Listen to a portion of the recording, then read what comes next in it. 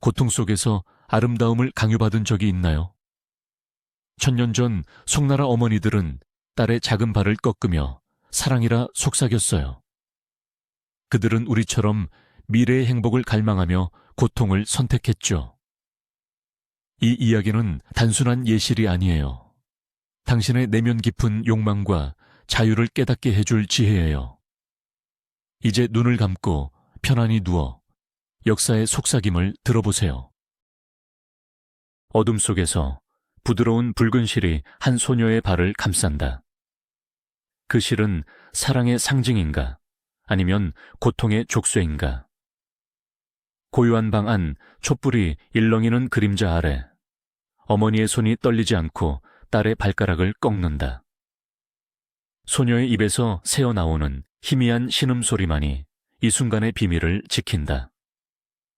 중국 송나라 초기로 거슬러 올라가 보자. 이 장면은 단지 한 장면이 아니다. 천년의 고통이 시작된 바로 그 출발점이다. 상상해 보십시오. 황하의 물결이 잔잔히 흐르는 마을, 봄비가 내린 후에 흙내음이 코끝을 스치는 저녁.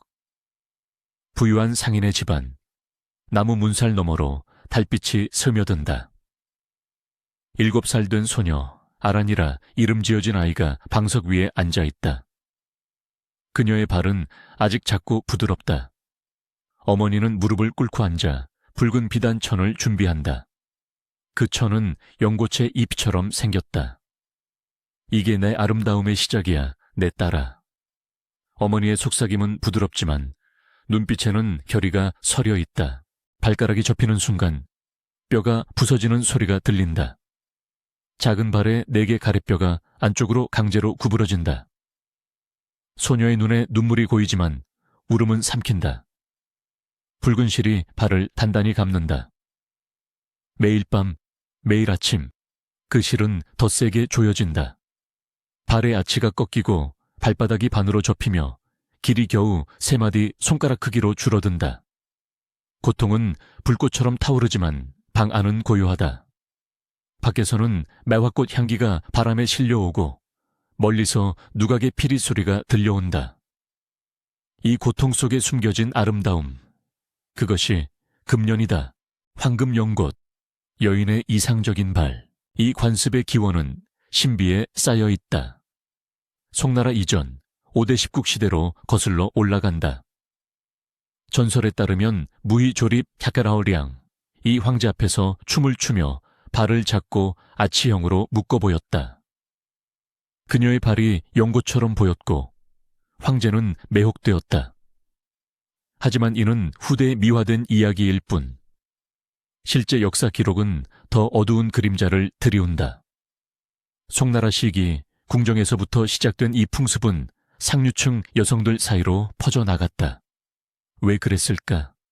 단순한 미의 추구가 아니었다.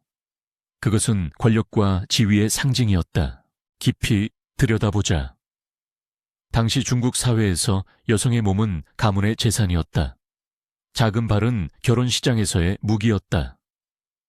삼촌금년, 3마디 길이의 완벽한 금연, 을 가진 여인은 부유한 집안의 며느리로 선택되었다. 평발 여인은 하층민으로 치부되었다. 어머니들은 딸의 미래를 위해 이 고통을 강요했다. 기록에 따르면 첫 번째 묶음은 보통 4, 7세에 시작되었다. 발가락을 꺾고 발을 접어 포대기로 감는 과정은 수년이 걸렸다. 감염과 괴저의 위험이 따랐고 많은 소녀들이 다리를 절며 살았다. 그러나 살아남은 자들은 연보, 연곶본라 불리는 특수신을 신었다. 그 신은 발의 모양을 유지하며 걸을 때마다 요염한 움직임을 만들어냈다. 이제 장면으로 돌아가 보자. 아란이 10살이 된 해 묶음이 완성되었다. 그녀의 발은 이제 길이 10cm 남짓, 앞쪽이 뾰족한 삼각형 모양이다. 거울 앞에서 어머니가 은실로 장식을 더한다. 이제 네가 진짜 여인이야. 아란은 일어선다. 첫걸음은 칼날 위를 걷는 듯하다. 발뒤꿈치가 땅에 닿고 무릎이 휘청인다. 하지만 그 고통 속에 우아함이 피어난다. 마당에서 그녀가 천천히 걷는다. 바람이 치마를 스치고 꽃잎이 흩날린다. 주변 하녀들은 감탄한다. 금년이야, 참 아름다워. 역사적 맥락을 더 깊이 파고들자. 송나라 국제650 탑 R2799는 중국 문명의 황금기였다. 유교가 강화되며 여성의 덕목이 강조되었다. 내성부유, 안을 성스럽고 밖을 풍요롭게 가 이상이었다. 작은 발은 그 상징으로 자리 잡았다. 궁정 시인들의 시에서 금년은 자주 묘사되었다. 연꽃발이 달빛 아래 춤추네 같은 구절이 넘쳐났다. 그러나 이 아름다움 뒤에는 계급 투쟁이 있었다. 상류층만이 이 사치를 누릴 수 있었다. 농민 여성들은 일하기 위해 평발을 유지했다. 점차 명나라 1369-163-14로 넘어가며 이 관습은 전국으로 확산되었다. 청나라 초기까지 1억 명 이상의 여성이 이 고통을 겪었다. 다시 장면 속으로. 성인식 날, 아라는 남편 집으로 시집간다. 가마 안에서 그녀의 발은 붉은 비단에 쌓여 있다. 신랑은 그녀의 신발을 벗기며 감탄한다. 이 금년 세상에서 가장 아름다워. 결혼 후 그녀는 방 안에서만 생활한다. 걸을 때마다 고통이 되살아나지만 그것이 그녀의 지위다.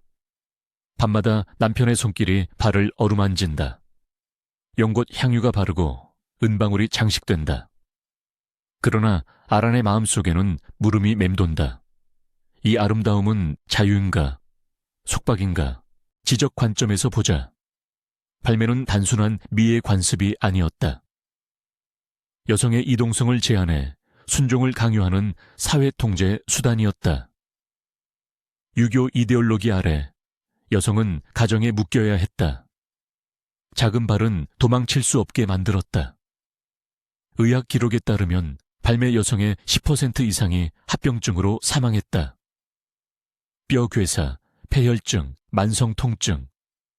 그런데도 어머니들은 멈추지 않았다. 첫 증언은 명나라 문헌에 남아있다. 어머니의 칼이 내 발을 베었으나 그 피가 나의 영광이 되었다. 이 말은 모순의 극치다. 송나라 궁정으로 이동해보자.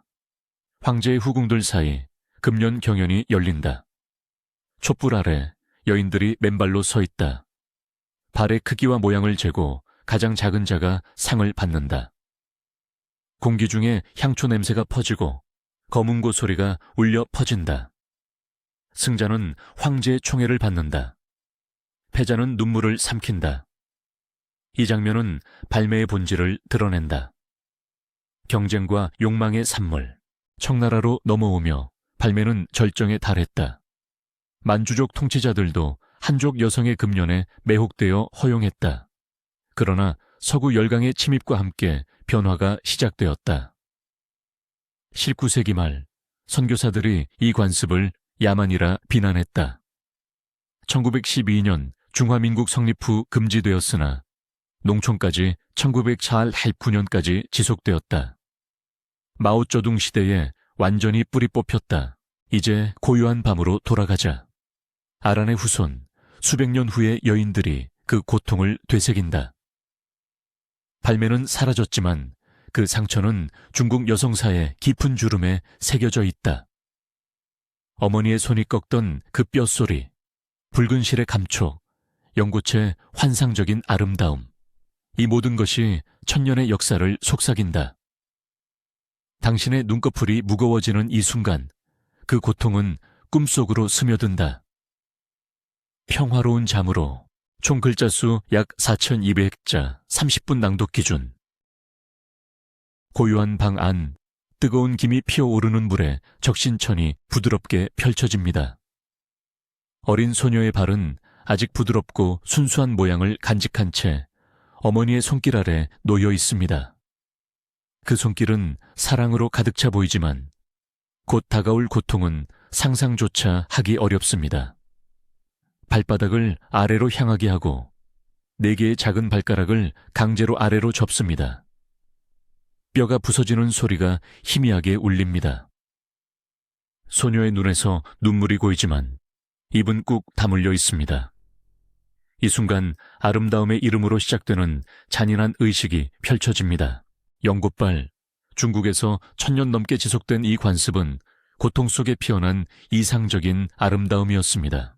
4세에서 8세 사이의 소녀들, 주로 상류층 가정에서 이 의식이 시작됩니다.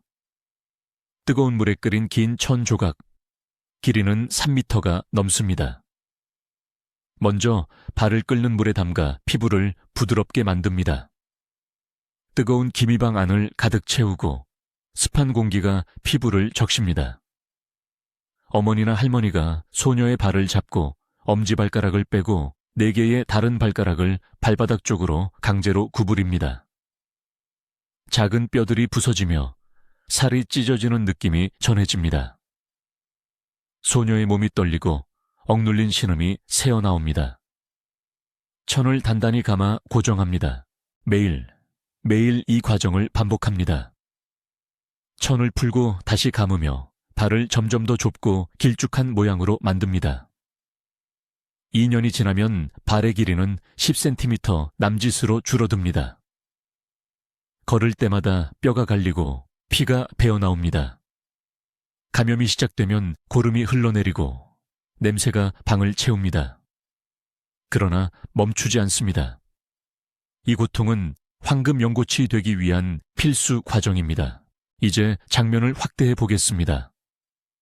청나라 말기 상하이의 한 저택, 1890년대 6살 난 소녀 아와의 일기 조각이 남아 있습니다. 엄마가 내 발을 감을 때 불이 타오르는 듯 아파요. 울지 말라고 하시지만 밤에 몰래 울어요. 내 발이 예쁘게 될 거라 해요. 실제로 발각은 고통의 산물이었습니다. 발가락은 접혀 들어가고 발뼈는 부서져 재배열됩니다. 아치가 비정상적으로 높아지며 발 전체가 삼각형 모양으로 변형됩니다. 걸음걸이는 흔들흔들, 불안정하지만 그게 바로 매력적이었습니다. 남성들은 이 작은 발을 보며 황홀해했습니다. 신발은 자수로 장식된 비단으로 만들었고 길이는 5인치, 삼촌 연꽃이 이상형이었습니다. 역사적 맥락으로 줌아웃 해보죠. 발각은 송나라 10세기에서 시작되어 청나라 1912년까지 지속되었습니다. 처음엔 궁정 무의들의 관습이었으나 상류층으로 퍼졌습니다. 왜 그랬을까요? 유교 사상 속에서 여성의 덕은 3가지 순종이었습니다. 아버지, 남편, 아들에게 순종하는 것. 발각은 여성을 집 안으로 가두는 수단이었습니다. 작은 발은 걸을 수 없게 만들어 외출을 막았고 남편에게 의존하게 했습니다. 동시에 성적 매력을 높였습니다. 남성들은 연꽃발을 만지며 쾌감을 느꼈고 이는 결혼시장에서 최고의 자산이었습니다. 빈곤층 소녀들은 발각된 발로 시골에서 일할 수 없어 매춘으로 내몰리기도 했습니다. 19세기 서구 선교사들은 이를 살인적 관습이라 비난했습니다. 영국인 허버트 길모어의 기록, 뼈가 부서지는 소리가 들리고 아이들은 기절합니다. 이게 아름다움인가? 다시 장면으로 돌아갑니다. 명나라 궁정 16세기 황제의 후궁들이 연꽃발로 춤을 춥니다. 공기는 백단향으로 가득하고 비단 치마가 스치며 부드러운 소리를 냅니다. 그러나 발밑에는 피가 스며든 붕대가 감겨 있습니다. 춤이 끝나면 후궁들은 절뚝거리며 물러갑니다. 발의 변형은 평생 지속되었습니다. 나이 들면 감염과 괴저로 고통받았고 많은 여성이 다리 절단을 당했습니다. 청나라 말기 다르기 여왕이 발각을 장려했으나 1911년 신해혁명 후 금지되었습니다. 하지만 시골에서는 1950년대까지 남아 있었습니다. 지적 통찰로 보자면 발각은 미의 기준이 어떻게 사회 구조를 강화하는지 보여줍니다. 플라톤의 이데아처럼 이상적인 작은 발은 여성성을 정의했습니다. 그러나 이는 권력 역학이었습니다. 남성은 발을 장식하며 소유했고 여성은 고통으로 순종을 증명했습니다. 고고학 유물, 출토된 연곶발 신발은 그 잔인함을 증언합니다. 길이 18cm의 비단 신발, 내부는 뼈를 강제한 모양입니다. 베이징 박물관에 전시된 소녀의 미라발은 검게 썩어 있습니다. 이제 상상해 보세요. 달빛이 스며드는 방, 소녀가 붕대를 풀며 상처를 봅니다. 피부는 갈라지고 발가락은 사라진 듯합니다. 그러나 어머니의 속삭임, 이게 네가 황후가 될 빨이야. 고통 속에 꿈꾸는 미래, 발각은 아름다움의 대가로 정신을 결박했습니다. 성적 역학에서도 핵심이었습니다. 후궁 기록에서 황제는 연곶발을 핥으며 즐겼습니다. 이는 BDSM의 고대 형태처럼 고통이 쾌락을 낳았습니다. 20세기 초 펑쯔진 같은 여성 운동가들이 반발했습니다. 발각은 여성의 노예화라 외쳤습니다. 1949년 공산당이 금지하며 끝났습니다. 그러나 그 유산은 여전히 미의 이름으로 치러지는 희생으로 남아 있습니다. 고요한 밤, 그 소녀의 발은 이제 영원히 묶여 있습니다. 바람소리처럼 쓰러지는 고통의 메아리, 편안히 눈을 감으시며 역사의 깊은 물결에 몸을 맡기세요. 숨소리가 고르게 가라앉고 꿈속으로 스며듭니다. 고통의 속박이 쾌락의 속삭임을 부르는 밤이었다. 연곶발이 천천히 움직일 때마다 방 안의 공기는 뜨거운 한숨으로 물들었다. 창호지 너머로 스며드는 달빛이 그녀의 비단 신발을 은은히 비추고 그 안에서 구부러진 발가락들이 고통스런 아름다움을 속삭이듯 꿈틀거렸다. 남자의 시선은 그곳에 고정되어 숨소리조차 잊힌 채로. 이 순간 고문의 흔적이 가장 강렬한 유혹이 되었다. 상상해 보십시오. 청나라 궁정의 후궁, 촛불이 깜빡이는 방 안. 황제의 첩 중 한 여인이 천천히 일어나 연곶 걸음으로 다가온다. 그 걸음은 흔들리는 연고칩처럼 부드럽고, 그러나 그 뒤에는 어린 시절부터 이어진 끔찍한 고통이 숨어 있다. 발을 천으로 단단히 감아 뼈를 부러뜨리고 살을 애며 만든 그 작은 발, 길이 겨우 10cm 남짓. 세 발가락을 아래로 접어놓고 발꿈치를 위로 끌어올린 모양은 황홀한 연곶을 닮았다. 그녀가 다가올 때마다 남자의 가슴은 타오르는 듯한 욕망으로 물들었다. 공기는 그녀의 향기로 가득 차고 비단 치마가 스치는 소리가 밤의 고요를 깨뜨린다. 그는 손을 뻗어 그 발을 만지려 하지만 그녀는 장난스레 피하며 속삭인다. 이 연곶은 오직 눈으로만 즐기소서. 이 장면은 단순한 환상이 아니다. 송나라부터 청나라까지 수백 년간 지속된 발받기의 세계에서 연곶발은 단순한 미의 상징을 넘어 에로틱한 광기의 원천이었다. 역사 기록에 따르면 발받기는 원래 궁정 귀족 여성들 사이에서 시작되었으나 곧 민간으로 퍼져 모든 계층의 욕망을 자극했다. 특히 후궁과 기루에서 그 매혹은 절정에 달했다. 후궁의 여인들은 발받기를 통해 황제의 총애를 독차지했다. 청나라 강희제의 후궁록에는 연곶발의 여인이 다가오면 천하의 아름다움이 그 안에 스며든다는 기록이 남아있다. 이 발은 고통의 산물이지만 그로 인한 걸음걸이, 느리고 요염한 연곶 걸음은 남성의 본능을 자극했다. 걸음이 느려질수록 몸의 곡선이 더 두드러지게 흔들렸고 그 리듬은 자연스레 성적 긴장감을 불러일으켰다. 이제 장면을 더 깊이 들여다보자. 기루의 한방, 장강변에 번화한 청나라 상해. 창밖으로 비가 부슬부슬 내리고 방 안은 난로에 따스한 열기로 후끈하다. 명기라 불리는 기녀 하나가 앉아있다. 그녀의 발은 완벽한 금년, 황금 연곶 모양으로 박혔다. 손님은 상인, 부유한 관리, 때로는 문인들이다. 그들은 그녀의 발을 보며 시를 읊는다. 명나라 시인 헌옌 이슈란의 시처럼 연곶 발은 옥처럼 부드럽고 그 안의 고통이 달콤한 꿀을 흘린다. 기녀는 발을 드러내며 춤을 춘다. 비단천이 스르륵 풀리고 작은 발이 불빛에 반짝인다. 손님의 손이 그 발등을 어루만지면 그녀는 고통과 쾌감을 섞은 신음을 흘린다. 이 순간 발바뀌는 단순한 관습이 아니라 금단의 패티시가 된다. 역사학자들에 따르면 기루에서 연곶발은 가격을 3배로 올리는 무기였다. 손님들은 발을 핥고 문지르며 그 고통의 흔적에 열광했다.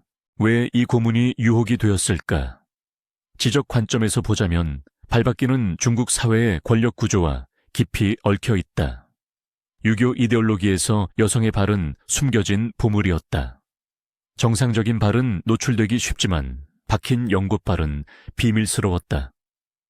결혼 시장에서 연곶발 여인은 최고의 신부였다.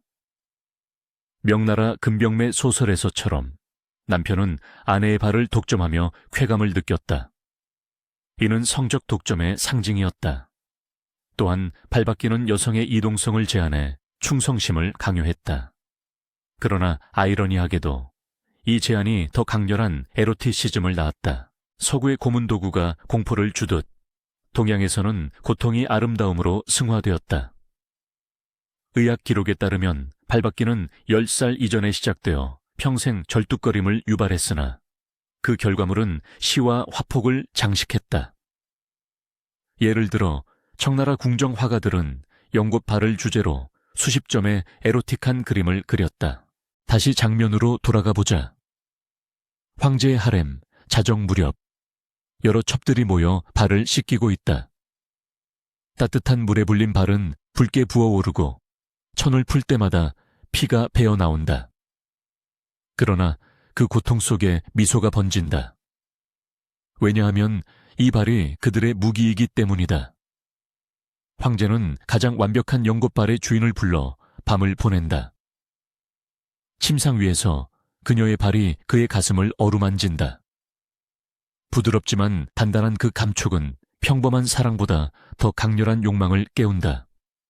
공기는 그녀의 한숨과 그의 속삭임으로 가득 차고 창밖 바람이 나무잎을 스치며 밤의 리듬을 더한다. 이 하렘에서 연곶발은 권력투쟁의 도구였다. 기록에 따르면 순치제 시대 후궁 중 80% 이상이 발바뀌를 했다. 그 발이 황제의 시선을 사로잡으면 다른 여인들의 운명이 바뀌었다. 기루의 세계는 더 대담했다. 상해의 유명 기루 태평로에서 연곶발 기녀들은 특별 공연을 펼쳤다. 그들은 발로 악기를 연주하거나 손님의 몸을 밟으며 쾌감을 주었다. 한 문헌에는 연곶발의 압박은 천상의 고통이라는 표현이 나온다. 이는 BDSM의 원시적 형태였다. 발바뀌의 고통이 여성의 신음을 유발하고 그 소리가 남성의 패티시를 자극한 것이다. 청나라 말기 서구인 여행자들도 이 광경에 매혹되어 기록했다. 영국 외교관 윌리엄 헤이는 중국의 연곶발은 서구의 코르셋보다 더 에로틱하다고 썼다. 그러나 이는 단순한 관음증이 아니었다. 발바뀌는 사회적 지위의 상징으로 부유층만 감당할 수 있는 사치였다. 가난한 집 딸도 발을 박아 기루로 팔려갔다. 이제 더 넓은 맥락을 생각해보자. 발바뀌의 에로틱한 측면은 중국 문학에 깊이 새겨져 있다. 당나라 시부터 시작해 송나라 수선잡조에는 연곶발을 찬미하는 시가 수십 편이다. 새 발가락이 접힌 연곶은 봄바람에 떨리는 꽃잎 같도다. 이런 시들은 발의 고통을 무시하고 아름다움만 강조했다. 그러나 현실은 잔인했다. 발바뀌는 감염, 괴사, 평생 통증을 초래했다. 19세기 말 발바뀌 금지 운동에서 의사들은 여성의 50%가 발 장애를 앓는다고 보고했다. 그럼에도 욕망은 지속되었다. 왜? 심리학적으로 금단의 열매 효과였다. 숨겨진 것이 더 소중해 보였고 고통이 희귀성을 더했다. 상상 속으로 다시 들어가 보자. 한 문인의 서재, 가을 비가 내리는 밤. 그의 연인 연곶발의 미인이 침상에 누워있다. 그는 그녀의 발을 들어 입 맞추며 실을 읊는다. 이 작은 옥발이 내 영혼을 사로잡았도다. 그녀의 발가락이 살짝 꿈틀거릴 때 방 안은 뜨거운 열기로 가득 찬다. 빗소리가 리듬을 더하고 촛불이 그림자를 들이운다. 이 장면은 수많은 회화와 소설에서 반복된다. 발받기는 결혼의 필수 조건이 되었고 연꽃발 없이는 결혼 불가라는 속설이 퍼졌다. 명나라 여성 40% 이상이 발받기를 했으며 이는 성적 매력을 위한 투자였다. 후궁의 비밀스러운 밤을 더 그려보자. 황후의 방, 향초가 피어오르는 가운데 첩들이 경쟁하듯 발을 드러낸다. 가장 작은 철연발이 승리한다. 황제의 손이 그 발을 감싸쥐고 밤이 깊어간다. 그 안에서 피어나는 욕망은 고통의 대가였다. 역사적으로 이 현상은 중국의 가부장제를 강화했다. 여성의 몸이 남성의 소유물이 되었고 연꽃발은 그 상징이었다. 그러나 1912년 중화민국 성립 후 금지되었음에도 1950년대까지 일부 농촌에서 지속되었다. 오늘날에도 그 잔재는 중국 문화의 어두운 매력으로 남아있다. 이 연꽃의 유혹은 단순한 관습이 아니었다. 고통이 빚어낸 궁극의 아프로디지악. 밤의 속삭임처럼 그것은 여전히 우리 상상 속에서 춤춘다. 천천히 눈을 감고 그 부드러운 걸음소리를 들어보십시오.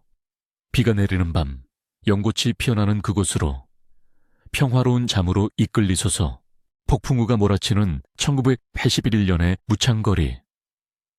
포탄의 굉음이 밤하늘을 찢고 불꽃이 춤추는 가운데 한 여인의 발이 조용히 풀어지기 시작했다. 그녀의 연꽃발은 더 이상 아름다움의 상징이 아니었다. 피로 물든 붕대가 천천히 풀리며 드러난 발은 뼈가 뒤틀린 괴물처럼 고통스럽게 꿈틀거렸다. 이 순간 중국은 발굽이기의 저주에서 벗어나려 애쓰고 있었다. 완벽의 상징이었던 연꽃발이 이제 수치의 유물이 되어가던 그때 바람이 거리를 스치며 먼지와 연기를 몰고 다녔다. 무창거리의 공기는 타는 냄새와 피비린내로 가득 찼다. 신의 혁명의 불길이 타오르는 그곳에서 한 무리의 여인들이 모여들었다. 그들은 상하이의 천주교 수녀원 출신 여성들, 그리고 텐즈의사 티엔수셰의 활동가들이었다. 리에 리이, 그들의 리더는 손에 붕대한 뭉치를 쥐고 속삭였다. 이제 풀어라. 고통이 자유를 낳을 것이다. 그녀의 목소리는 포성보다 더 날카로웠다. 한 여인이 먼저 붕대를 풀었다. 20년 넘게 묶인 발이 풀어지자 뼈가 삐그덕 소리를 내며 펴지려 했지만 이미 영원히 변형된 모양이었다. 피가 흘렀고 그녀는 이를 악물었다. 주위 여인들의 눈에 눈물이 고였다. 이 고통은 단순한 육체의 아픔이 아니었다. 그것은 조상들의 속박에서 벗어나는 해방의 고통이었다. 이 장면을 확대해보자. 19세기 말부터 20세기 초 발굽이기는 청나라의 뿌리 깊은 전통이었다.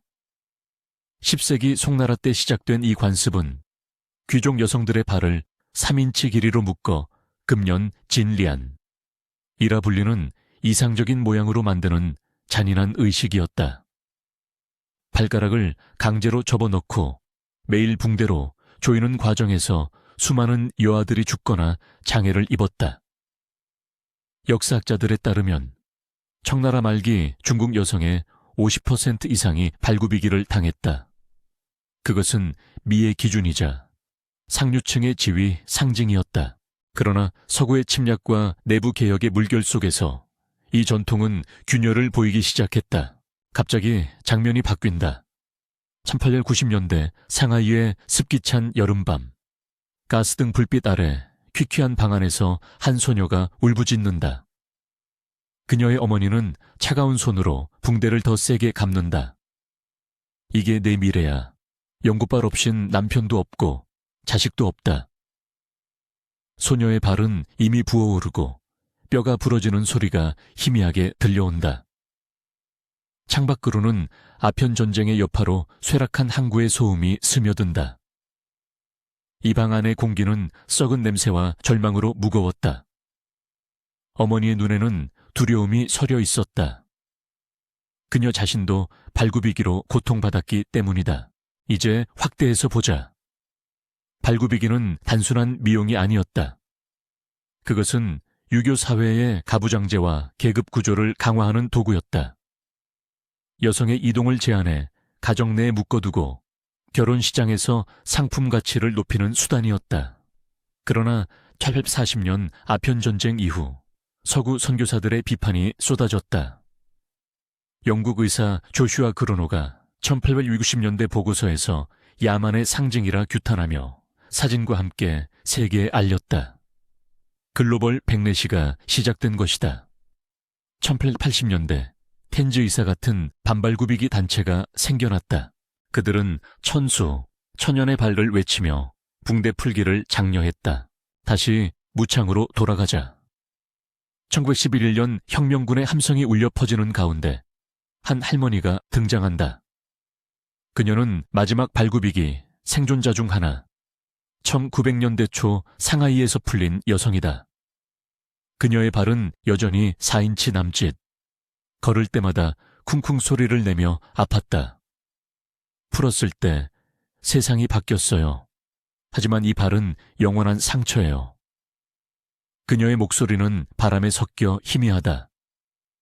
혁명군 병사 하나가 그녀를 업고 피난한다. 주위에서 여인들이 서로의 붕대를 풀어주며 눈물을 흘린다.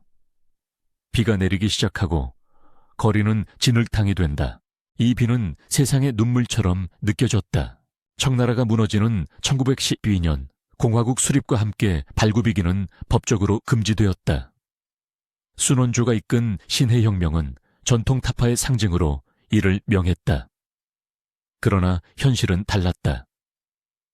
농촌에서는 여전히 어머니들이 딸의 발을 묶었다. 강제풀기 운동에서 수천 명의 여성이 감염과 쇼크로 죽었다.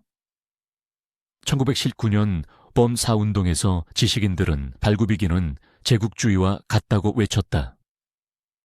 상하이의 여학생들이 거리로 나서며 자연발을 자랑했다. 그들의 발걸음 소리가 옛 전통을 짓밟는 듯 했다. 이제 상상해보자. 1920년대 베이징의 겨울, 눈보라가 휘몰아치는 골목. 한 젊은 여교사가 학교 마당에 선다. 그녀의 발은 자유롭다. 학생들에게 붕대를 건네며 말한다. 이걸 불태워라. 불꽃이 타오르고 붕대가 재로 변한다. 아이들의 웃음소리가 눈 속에 스며든다. 그러나 할머니 한 명이 구석에서 흐느낀다. 그녀의 발은 풀리지 않았다. 이게 내 아름다움이었어. 이제 난 아무것도 아니야. 그 대조가 변화의 아픔을 드러낸다. 역사적 맥락으로 확대하자. 발굽이기는 청나라의 몰락과 맞물려 사라졌다. 1949년 중화인민공화국 성립 후 마오쩌둥 정부가 완전 금지하고 자연발을 장려했다.